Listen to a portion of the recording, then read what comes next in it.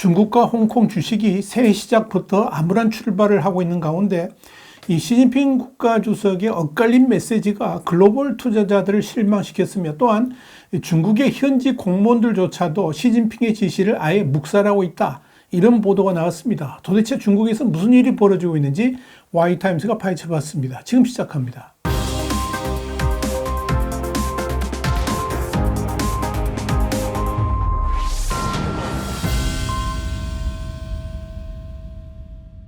블룸버그는 현지 시간으로 3일 지난 한 해 동안 시진핑 주석은 글로벌 자본을 유치하기 위해서 다양한 발언들을 해왔지만 동시에 자신의 권력 기반에 어느 누구도 도전할 수 없도록 비즈니스 환경을 조성해 왔다. 그러면서 이렇게 상충되는 두 방향의 목표 때문에 글로벌 투자자들은 혼란스러워하고 중국의 관료들은 긴장하고 있다. 이렇게 보도했습니다. 이번 주만 해도 지난 12월 22일 발표된 게임산업 규제 방안을 구체적인 설명도 없이 완전히 뒤집었는데, 이는 중국 당국의 규제로 인해서 기술 대기업인 텐센트 등의 800억 달러, 한 105조 원 이상의 시장 가치를 날려버리는 대실책이었다. 그러면서 뒤늦게서야 실수를 깨달은 중국 당국은 게임 산업 규제 책임자를 문책하는 선에서 마무리하려 하고 있다. 이렇게 질책했습니다. 문제는 이런 일련의 사건이 침체된 중국 경제에 활기를 불어넣는 일과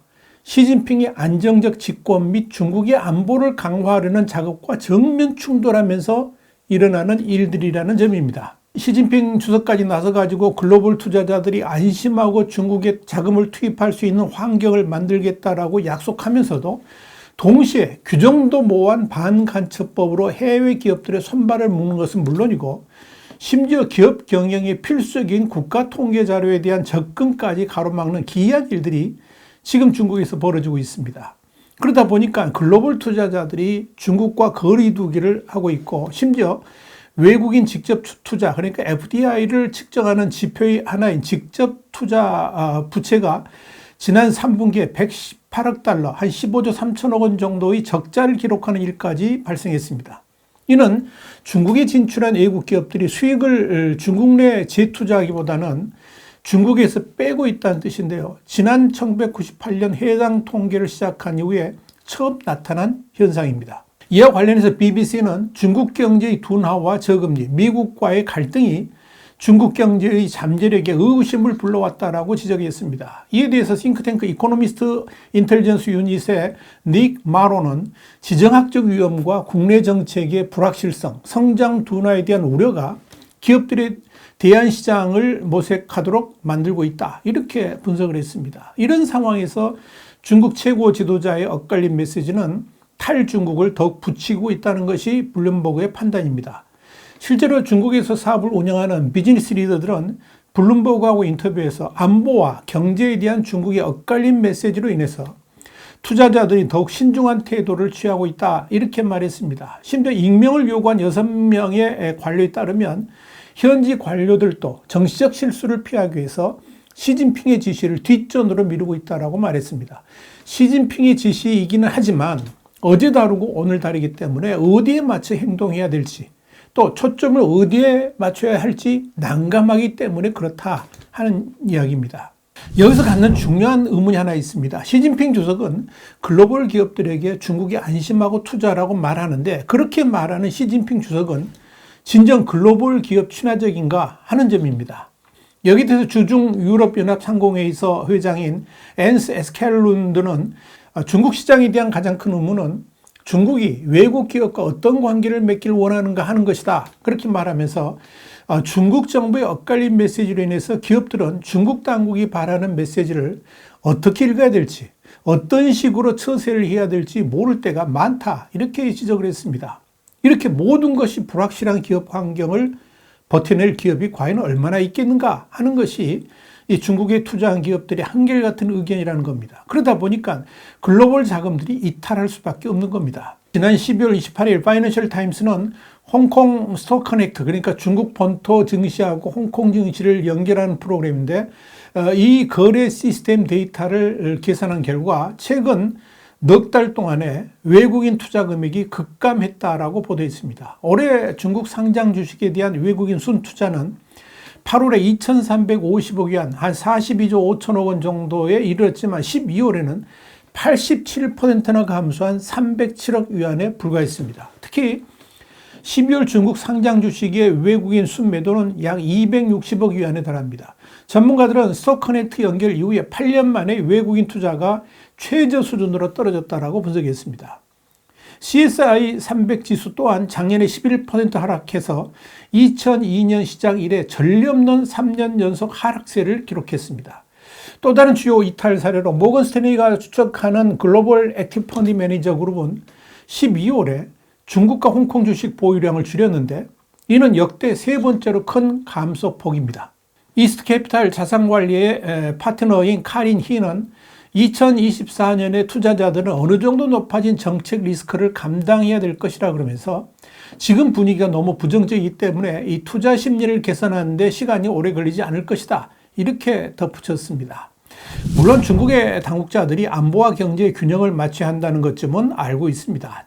지난 12월에 열렸던 경제공작회의에서도 경제정책의 일관성을 강조했고 중국의 경제교획기관인 국가발전개혁위원회 발개위도 정부 관리들에게 민간경제의 중요성을 언급하면서 민간기업 경영진에게 신뢰를 높일 것을 촉구했습니다. 문제는 당국의 지시사항을 현장에서 실천해야 되는 공무원들이 어느 말에 장단을 맞춰야 될지 헷갈릴 때가 많다는 점입니다. 여기에 대해서 블룸버그는 시진핑의 비전을 실행해야 되는 지방 공무원들에게 어떤 목표가 우선시돼야 되는지는 분명하다 그러면서 저장성과 스촨성 등 지방경제개발 정책에 직접 관여하고 있는 6명의 공무원과 나눈 대화에 따르면 정치 환경을 헤쳐나가는 것이 가장 큰 관심사다.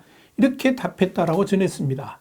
블룸버그에 따르면 2명의 관리들은 경제성장이 성과평가의 핵심 척도가 아니며 외국인 투자에 대한 중국 당국의 따뜻한 말은 해외 투자자들을 위한 것일 뿐 우리와는 상관이 없다. 이렇게 말했다는 겁니다. 이들의 발언은 비즈니스 리더들이 중국의 메시지를 해석하는 관료들을 상대할 때 직면하는 어려움을 반영해 주는 겁니다. 결국 중국 당국자들이 글로벌 투자자들에게 아무리 달콤한 말을 한다 할지라도 실제 업무를 처리해야 될 공무원들은 귀에 담지도 않을 뿐더러 오히려 자신들의 자리 보존을 위해서 공산당을 위해 일할 수밖에 없다는 뜻입니다. 이런 상황에서 미중 간 충돌이 격화되면서 지정학적 긴장까지 확대되니까 글로벌 투자자들은 믿고 기댈 언덕마저 흔들리는 충격을 받고 있는 겁니다. 그러니 더 이상 중국 당국을 의지하느니 차라리 일정 부분 손해를 감수하더라도 중국을 하루빨리 떠나는 것이 이익이다. 이렇게 판단한다는 이야기입니다. 이와 관련해서 상하이에 본사를 둔 트렌드 리서치 회사인 영차이나 그룹의 설립자인 자크 디흐트발트는 중국이 보다 전체주의적인 환경으로 변하면서 투자자들 사이에서 중국에 체류하는 것에 대한 불안감이 커지고 있다. 이렇게 말했습니다. 여기에 시진핑 주석이 발탁한 중국 최고 지도부 내에 글로벌 경제에 호의적인 이들이 전혀 없다는 것도 이 중국 당국에 대한 의구심을 키우는 데 한몫하고 있습니다. 실제로 리창 총리와 허리펑 부총리는 전임자들에 비해서 외국인 투자자들에게 잘 알려지지 않았으며 팬데믹 이후에 중국의 고위 관리들에게 접근하기도 더 어려워졌다. 이렇게 말들 합니다.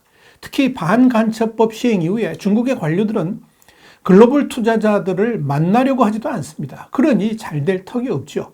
블룸버그는 특히 20년 넘게 고위 관리들과 고위급 대화를 나눈 한 사업가에 따르면 현재 당의 고위층에서 친성장 메시지를 지지하는 뚜렷한 인물이 없다고 한다. 그러면서 대신 국가안보를 홍보하는 사람들은 특히 지난 3년 동안 더욱 활발해졌다. 이렇게 말했습니다. 이런 상황에서 안보를 최우선시하는 중국의 정책은 글로벌 경제의 발목을 아예 묶어버리는 역할을 하고 있는 겁니다. 여기에 대해서 나티시스 에세이의 수석 아시아태평양 이코노미스트인 알리시아 가르시아 헤레로는 안보를 최우선시하는 이유는 생존이 걸린 문제이기 때문이라 그러면서 중국은 앞으로 무슨 일이 있어도 경제를 최우선 순위에 두지 않을 것이 분명하다. 이렇게 말했습니다. 심지어 중국에서 일하는 글로벌 기업들의 안전에 대한 우려도 커지고 있습니다. 중국은 시 주석의 반부패 캠페인이 확대되면서 작년에 100명 이상의 금융 전문가들을 조사했습니다. 중화권 기업의 전문가 3명에 따르면 스타은행가인 마오판에 대한 임의 조사는 금융계의 엄청난 충격을 던져줬습니다. 한 미국 외교관에 따르면 중국 여행을 고려하는 기업인들이 이 구금 위험에 대해서 문의하는 사례가 늘고 있다. 이렇게 말을 합니다.